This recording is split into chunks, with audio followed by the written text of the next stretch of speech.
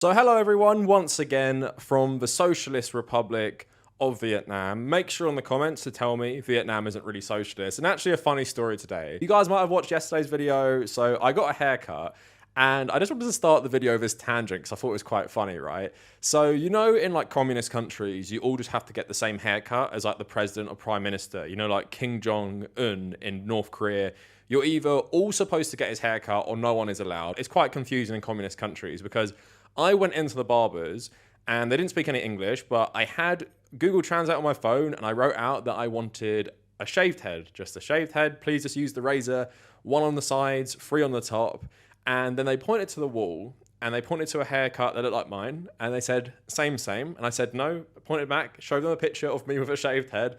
And then they gave me this haircut and it must be a communist thing. And then actually even on the wall, there was a picture of Kim Jong-un getting a haircut. So let me know down in the comments, if you live in a communist country, do you all just have to get the same haircut? And to mock me even further, they probably thought I was an American and they know that Americans are very patriotic. So they draped me with an American flag while they cut my hair in the style of the dear leader of some communist country. But anyway, tangent aside, today we are talking about Milo Yiannopoulos. No, this isn't 2016. He's made like another kind of comeback. Now, you guys will know if you've been subscribed to me for at least a year. I made a whole video a year ago about the rise and fall of Milo Yiannopoulos. I'm going to talk a bit about some of the stuff that came up in that video. But basically, what he was left doing at the end of 2021 was presenting himself as a reformed ex-gay man who was going around American Catholic TV networks talking about how he overcame being gay and how he left his husband and stuff like that. It was honestly pretty sad, but like I said, we'll talk about that a bit more in this video. But recently, he's made 2 kind of high-profile appearances. He's actually worked for Marjorie Taylor Greene as an intern. Seems a bit old to be an intern. And then recently, he actually appeared on Tim Pool's podcast. And he speaks very differently now. And it was very, very weird. And it was kind of sad because it was like watching a band that everyone liked in the past for like maybe 1 song or 1 album.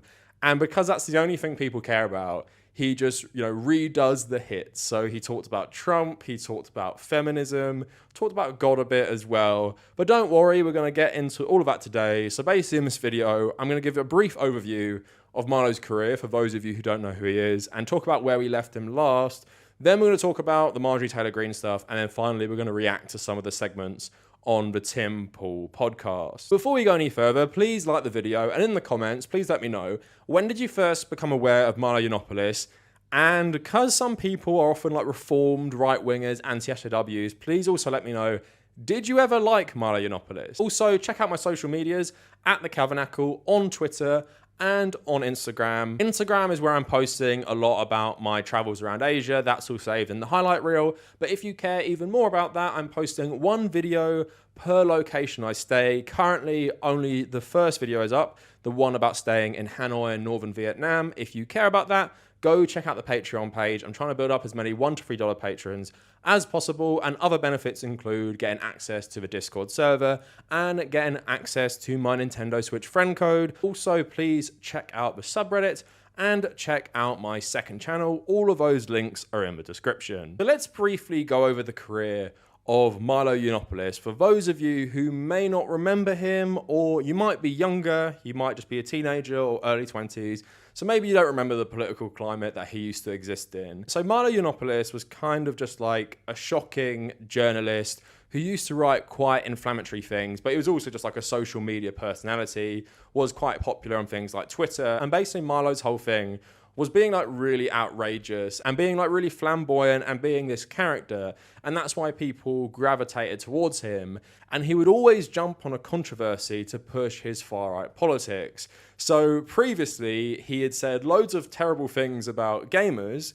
And then when Gamergate happened, he took their side and started championing their cause really heavily, right? Because this guy could not pass up a good controversy to push his agenda. Now, he became extremely popular, like featuring on primetime TV, featuring on Bill Maher. Bill Maher actually liked him. He went like fairly mainstream for a long, long time, and he actually had a big book deal. Now, his associations with people like Richard Spencer and things like that, that's not what did him in. And it wasn't actually like the left that cancelled him. What actually cancelled him was resurfaced clips of him on Joe Rogan basically advocating for being a nonce. And then everyone turned on Milo. He'd already been banned from Twitter, I think for harassing Leslie Jones. In the aftermath of the Ghostbusters reboot starring an all-female cast, it's weird how much I've talked about that recently, considering it came out so long ago. He was relegated to the fringes. He lost all his prominent jobs. No one really wanted to touch this guy anymore, have him feature on anything. But basically, how we left off 2021 was Milo's new grift was being an ex-gay man. And he's always been like a strong Catholic. And for all the lies he tells and all the contradictions inherent in his persona, I've always believed he actually is fairly religious. And I think he actually struggles a lot with the Catholic guilt of being a gay man who's also a Catholic, when fundamentally your religion does not accept you and views your lifestyle as sinful. So last year is when he firmly committed to this ex-gay Catholic grift. And we played a lot of those clips back in my last video last year. I'm going to play some for you now. And basically, he was reduced to being a host on a Catholic shopping channel and trying to sell people statues, I think, of the Virgin Mary. Like, this is how far this guy's career had really fallen. Even to the point of getting quote unquote married to somebody. And I was well aware that that was not a real marriage or religious whatever, but it was not in the eyes of God. But I did it, and I found somebody that I even blasphemously felt was bringing me closer to God, because he was enabling me to feel loved and to love, which had been a problem for me before. But unfortunately, that for him, I guess the journey that he started me on took me out of wanting to commit gay acts entirely. And we've got today 3 items, all in celebration, reverence, of course, of the Blessed Mother, the Virgin Mary. We're going to start with this wonderful statue, which we both own. We do, but in different different colors. That's right. You've got the silver finish, yes, and I've got this bronze finish. Tell us a little bit about the material this is made from, because it's a little bit special, isn't it? It looks like it's going to weigh a ton and cost $100 to ship. And I want to make sure I have it right. So it's a cold cast, and it's hand painted bronze color, or you can get it in the pewter. Sometimes one or the other might be on back order, but they come in. It's very popular. I'm astonished. It's called a polyresin. This material, and you can see all the beautiful stars that are polished a slightly different color. I'm amazed by the level of detail they managed to get, like it was a bronze, like it was made of metal. It would cost $100 to ship it to you if it was bronze. Right. And also, not surprising, but of course disgusting, to try and frame being gay as some sort of personal failing, giving into sin, as Catholics often like to say, especially these radical American Catholics who, as someone who has been raised Catholic myself, American Catholics are just a completely different breed of conservative. It's really, really different to what I was raised in. I don't know if it was because our school was really diverse, our Catholic primary and secondary school, but even my church was fairly okay. Let me know in the comments, if you're American Catholic, why are American Catholics so insane? So that is where we left Milo Yiannopoulos, just selling Virgin Mary statues on Catholic TV shopping networks. In my opinion, a very fitting end. Fading into obscurity seems like something he would deserve. Now, with people like Marjorie Taylor Greene and this more insane breed of conservative, it's probably not surprising he would be welcome back. He was a very prominent supporter of Donald Trump, even on mainstream television, pretty much since day one. And that's how I became aware of him. Remember that big, interview he did with Dave Rubin back in 2015? He was a really early supporter of Donald Trump. And Marjorie Taylor Greene is, of course, a very, very strong ally of Donald Trump, so probably not surprising. But let's get into a little article detailing how Milo is entering the halls of Congress. Washington Post, Milo Yiannopoulos, far-right provocateur, is a Marjorie Taylor Greene intern. Yiannopoulos announced Monday that he's been finally persuaded out of retirement writing in a Telegram post that he was hired for an unpaid internship with a friend. He attached a photo of a congressional intern identification badge on top of a Louis Vuitton bag, showing he is an intern in Greene's office. Her office did not respond to questions about Yiannopoulos' duties for his internship, but in a statement provided to the Washington Post and other publications, Greene said, "So I have an intern that was something by a priest as a young teen, was gay, has offended everyone at some point, turned his life back to Jesus and the church, and has changed his life. Great story." But honestly, I don't know how much value Milo Yiannopoulos would bring to, I don't know, the halls of Congress.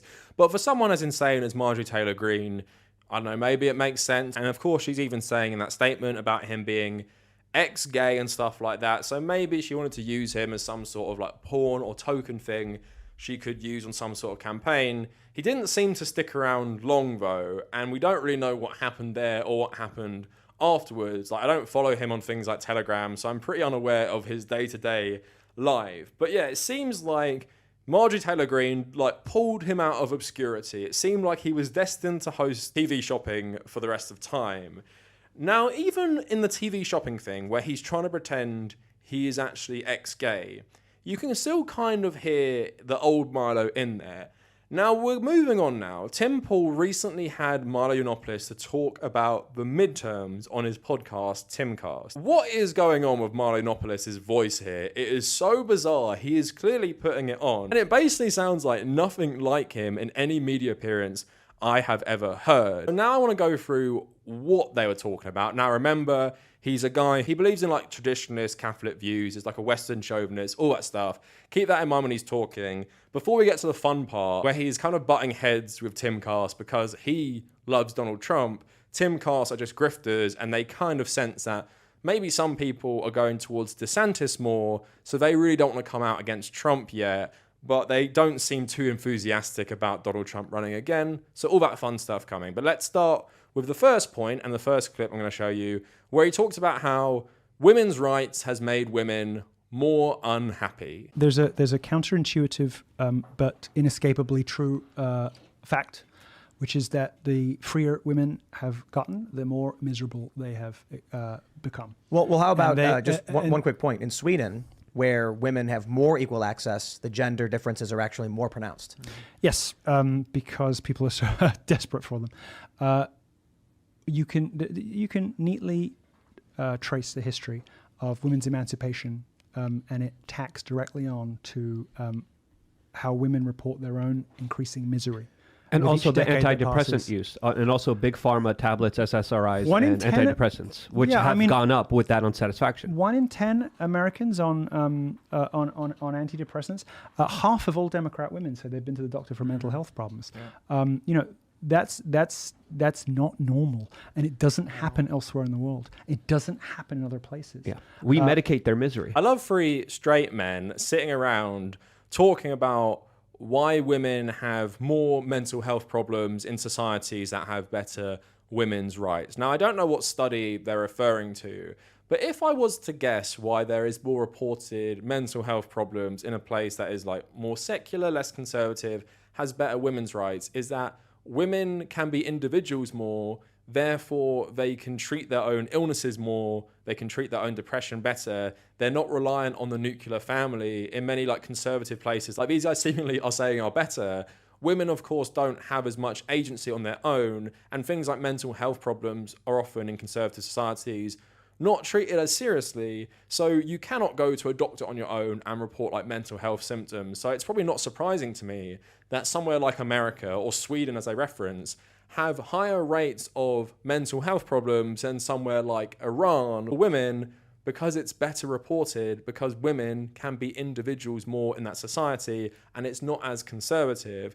But I do love the logic these guys are following, is that the more rights women get in terms of women are treated equally by society, the more unhappy they are. Now, this might just seem like 3 weirdos talking about this, but I've actually been seeing this a lot. You guys might be aware of it.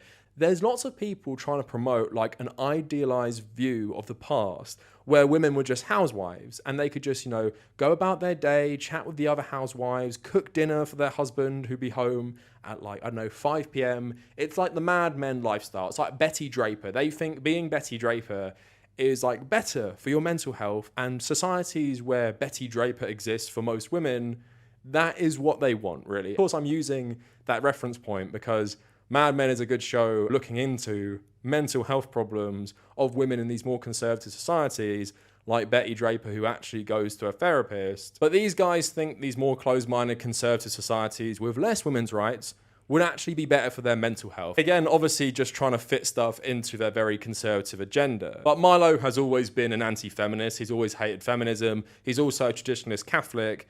Not surprising, he feels like women would be happier if they just played the role of mother in a home. Moving on, Milo wouldn't be a good conservative grifter if he wasn't also simping for Elon Musk. We've talked about Elon Musk a lot on this channel recently.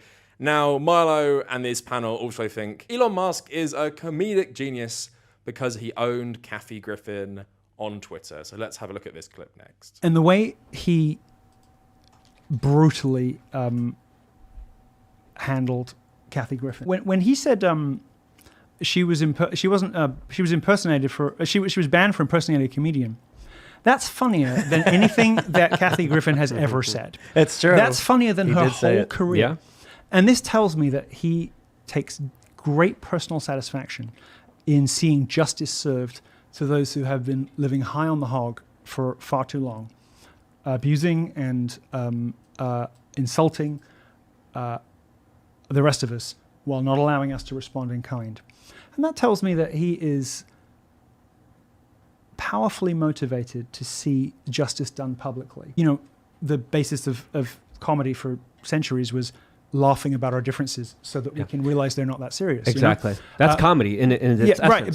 Because when you point out in an affectionate way amusing ways in which you differ from somebody else has the effect of bringing people closer together, not driving them apart. Chose just the right person who had already damaged herself with the Trump head and therefore was difficult to defend, to demonstrate that he really meant what he said. And then in a final act of sadism, which I enjoyed, he said, I guess if she really wants her account back, she can have it. Meaning, beg. He said for $8. For $8, yeah. which is great too. You can say what you want about me, that's going to be $8. You know someone isn't actually funny if these three people are talking about what makes good comedy and then bring Elon Musk into this conversation. Now, I'm not saying I'm someone who finds Kathy Griffin even funny. Pretty much don't know much about her apart from that cover with Donald Trump's head. But yeah, Elon Musk saying these like really, really obvious jokes to people, and Milo Yiannopoulos talking about how he cares about justice. I'll give Milo Yiannopoulos credit. I think he's a good actor. I've always said this. He should have had a career as an actor because it very much seems like he believes what he's saying. But I know he doesn't believe this. Like, how can you think Elon Musk cares about justice when how he's running Twitter? He's recently getting his own company employees to report on other ones who might not be loyal to him, so he can randomly fire them for not being as loyal to him as other people. Like, he's turning his own employees against each other. Yeah, this sounds like someone who cares deeply about justice. He's done so many terrible things in only the last 2 weeks. It's pretty laughable, but Milo's just saying this because that's what Milo does. He's pandering to the crowd. He knows Timcast and the Timcast audience, they love Elon Musk because Elon Musk panders to conservative idiots just like them. So why wouldn't he say he likes him too? And Elon Musk is a comedic genius. Now, if you guys are more interested in how unfunny conservative comedy is, please go watch my video about that because it's pretty telling that these guys think Elon Musk is funny. It's just like the Babylon Bee, which Elon Musk also loves, who thinks making jokes about how great Elon Musk is also great comedy. I wonder why conservatives don't dominate stand-up comedy. So this is the more fun part of the video. It's where Milo talks about why the Republicans lost the election and how much he loves Donald Trump. And he's good at arguing his point against these guys. Not sure how much I believe him because he's basically saying that the reason Republicans lost is because they didn't endorse the Trump-backed candidates enough, although the evidence says that Trump-backed candidates did far worse than mainstream Republicans in this election, and it's probably why they actually didn't have as big a win as was expected. But let's have a look at Milo arguing with these people about the election and DeSantis versus Trump. What happened in this election was not only were the leaders in the Republican Party removing spending from some of the most inspirational and popular candidates, which itself is a form of demoralization, and sabotaging some of the candidates that had the most promise for upsets, those little things that give you a burst of Masters. joy. The powers that be in the Republican Party sabotaged some of the candidates that were the most popular with the base, and changed the result of some of those elections through removing millions of dollars in spending. Well, look, you look at the Daily Wire guys, and they're upset about the results. They're saying, They've never had a moment of contentment in their lives. So perhaps that's it. They weren't going to be satisfied no matter what happened. They won't be happy until a quite different flag is flying over the White House. Yeah, but what people are seeing is results that are out of step with how they know people feel about this presidency. And the reason those results are out of step is the Republican leadership. They actively sabotaged the chances of some of the most popular, populist, nationalist, Trump-adjacent characters. Trump or Ron DeSantis? That's going to be the big debate here as well. I don't think anybody is seriously in favor of DeSantis unless they're paid to be. I strongly disagree with you on that. But that's going to be a topic we're going to be discussing here in a little bit. If you're on Meghan McCain's side, you're on the wrong side. I don't think I'm on Meghan McCain's side at all. Look, DeSantis is almost as popular as Trump in some bits of Florida, but don't ask them to choose, because he is gone the second they have to choose between him and Trump. Don't get it twisted, okay? He has no chance. It is not happening. You're out of your mind if you think that somebody with the charisma of a potted cactus can go up against Donald Trump and not end as just another casualty on the list. So Milo is speaking some degree of truth there, in that DeSantis isn't as popular as Donald Trump with like the Republican base, and there are a lot of people who want to see Donald Trump lose. Let's remember, in 2016, the Republican establishment, pretty much every Republican politician, donor, did not want Donald Trump to win. They all went against him. They wanted Ted Cruz, Marco Rubio, but Donald Trump destroyed all of them just for his like off-the-cuff debate style and his insults and his pettiness, and really relying on his popular support, right? So I get the point that a lot of people who support DeSantis, they pretty much just want to get rid of Donald Trump. And it's not like organic support. It's more like, well, he's popular in Florida, so let's promote him now because he's our way to get rid of Donald Trump in the primary. But what Milo is, of course, ignoring is that Donald Trump's insanity has actually had a negative effect on the election, because, like I was saying, the election proves that more sane Republicans who aren't as, I don't know, childish, they did better than Republicans that Donald Trump largely endorsed, probably showing Republican voters, even though they do love people like Donald Trump sometimes, they still have like regular concerns, and you can't just always focus on culture war and not talk about addressing anything. I know Republicans by and large do that, but Donald Trump literally offers no policy at all, no substance. It's all about himself. It's all about the cult of personality.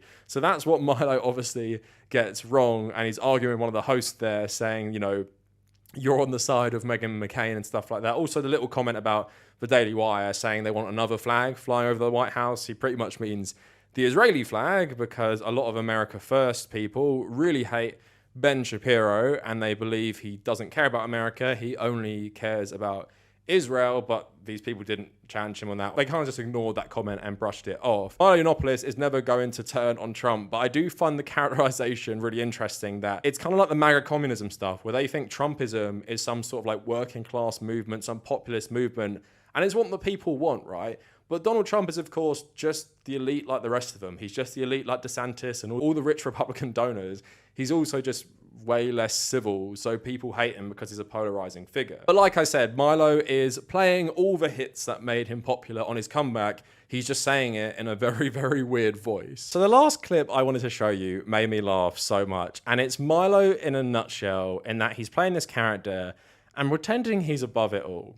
So they ask him, because Elon Musk now owns Twitter, maybe you could get your account back, or you could start a new account and you wouldn't be banned. Would you come back to Twitter? And let's remember, Milo Yiannopoulos has pretty much bounced around from any place that would take him. He says he's ex-gay, he says he's straight, he goes around Catholic TV networks and YouTube channels talking about how he conquered being gay and stuff like that. And then he's even selling stuff on Catholic shopping channels, right? Seems like a guy who has been out of a job for a long time and will pretty much do anything. So let's listen to his response to their question, will he come back to Twitter in the near future? This is so funny. And let me know in the comments when you watch this, do you think he actually believes what he's saying? Because it's so out of touch with who he really is. Specifically, if you were given the chance one more time to go back on Twitter, would you take it? And how would you post differently? How would you be different, or would you be the same? It was never that serious. It was never that important to me. It was just one medium through which I enjoyed amusing people. But for some people, it was kind of all they had. And many of those people have been wrecked by this. They're not the same people they were in 2015. And I saw some of my friends, people I'd previously admired, doing this kind of, pathetic clamoring for some glimmer of former relevance, doing anything at all costs to stay in the headlines occasionally. And I frankly, I felt that it was squalid and decrepit and beneath me, and was absolutely not interested in lowering myself to that. And I don't feel the need to revisit it because I beat it.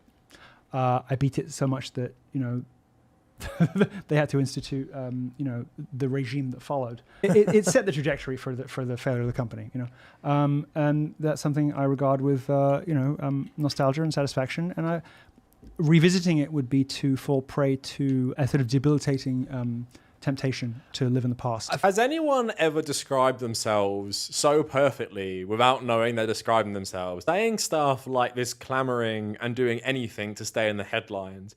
It perfectly describes him. That is what he has been doing his entire career. It's what he's been doing lately. That's why he went ex-gay in the first place, to stay relevant and to stay in the headlines. And like he's doing now, it is like a bad tribute act. Everything he's saying, he used to say in 2015, 2016. He's only saying it differently. So I absolutely love that he thinks he's above it all now and he's different and he's not going to come back and try and be relevant like his past self. But that's literally everything he has done since he was cancelled for promoting being a nonce on the Joe Rogan podcast. Again, do you guys think he actually believes this? And I guess people like this do have to lie to themselves. Like, he probably does not believe that he's describing himself, and he has someone in mind when he's saying this, but it so perfectly describes him. And I love how he thinks he conquered Twitter. He put Twitter on the path to its downfall and stuff like this. This guy does have an absolutely amazing ego in that he still thinks he's so important. I just find him fascinating because he rose literally to the top and had such a spectacular downfall, and then was reduced to doing the most embarrassing stuff, but seemingly is having a bit of a resurgence. Maybe he'll have an even bigger resurgence. Richard Spencer is on Twitter pretending he's like a liberal now. I made a whole video about that as well. So Milo Yiannopoulos, maybe he could do that with his pal Marjorie Taylor Greene. So I just thought it'd be fun to catch up with Milo for this video to pretty much show you he hasn't changed at all, apart from his weird new voice he's doing. But don't be surprised if you see more of him. It seems like he is on the path to some sort of redemption in the right-wing community, getting a gig with Marjorie Taylor Greene. And I'm sure this Tim Pool podcast will do really well for him because so many of the audience were talking about how much they like him. But again, let me know in the comments, do you think Milo 2.0 is going to work? Will we be seeing him making a comeback as a conservative talking head? Now, that is it for the video. Let me know what you guys think down in the comments. And if you made it this far, thank you for watching.